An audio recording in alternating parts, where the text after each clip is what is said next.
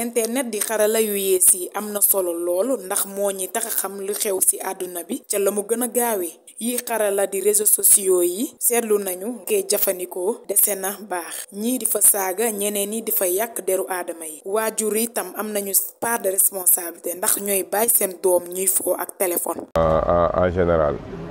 donc xam nga réseaux sociaux moom li gars yi di wax rek il y a des avantages comme ay ni mu amee ay inconvénients ku nekk ak li la fa yóbbu parce que am na ñoo xam ne réseaux sociaux yi kii da koy utiliser pour nekk en contact ak ay xaritam ak famem maanaam li ñuy wax village planétaire boobu ñuy wax faciliter ay échange am mën a garder contact ak ñi nga xam ni ñoom ñoo ko gën a jege. am na ñoo xam ni loolu moo fay gën a nekk seen yitte am na ñoo xam ni seen yitte ci internet mooy def ay recherche xam nga seen wàllu liggéey ci wàllu àdduna di ci informé wu liñ ci bëgg a xam yu bëri di ko fa xamee. am na ñeneen ñoo xam ni njënd ak njaay lañ fay gën a def dugal ay produits di jaay parce que tey jii ñun ñëpp ñi yëngu ci wàllum commerce am nañ ay page yoo xam ni ay c'est des pages commerciales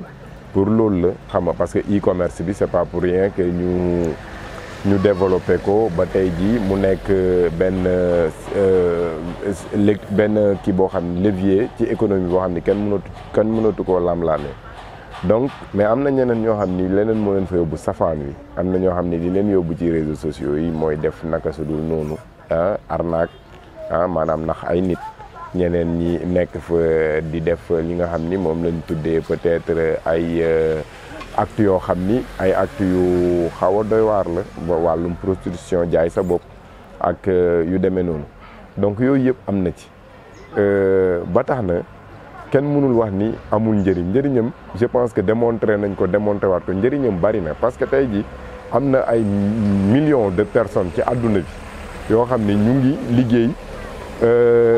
ndax réseaux sociaux ak internet moo leen jox liggéey parce que tey jii. kii di Moussa nag mu ngi ñuy xamal ne internet mooy wéttalikaayam ginnaaw bu mu liggéeyee ba wàcc ndax moo koy fàtteloo ay jafe-jafe te moo koy gënal itam muy wax lu ci yoonam nekk. sama téléphone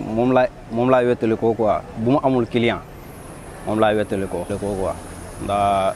téléphone bi bu ma ci nekkee moom du ma tal ay jigéen ñi romb wala yeneen ni di ci am bakkaar quoi xam nga rek moom laay tal quoi sama téléphone. mun naa ne sama téléphone. moom moo may wéttali wala moom day jël sama temps te téléphone jëlul temps kenn ndax yow yaa kii génnee sa xaalis. leneen di la ñu war a encadrer mooy dérive nekk ci sa sa ordinateur wala sa téléphone nekk sa clavier bind lu la neex saaga ku la neex te sosal ku la neex wala wilipande ku la neex yooyu la ñu war a encadrer tey fexe ba nit ñi ñu xamal leen ni lii taxu koo jóg lii moo ko tax a jóg dina métti nag waaye waajur yi ak société bi communauté bi am na ci rôle bu mu war a jouer parce que say doom am na moment bu ñu war a parce que am na âge boo xam ni moom nga war a yor téléphone ak tablette ak affaire yooyu tey da ngay gis tey Sénégal li gën a graaw xale bu am ay 2 ans lu ñu lay naxee téléphone. donte internet am na solo loolu. waaye am na ay njeexital yu doy waar kon nag nit ñi war nañoo xam nuñ koy jëfandikoo njaboot yi di waxtaan seen biir te waajur bu góor bi itam warula topp téléphone am ba fàtte njabootam ndax cofeel ak yarum xale yi dafa am solo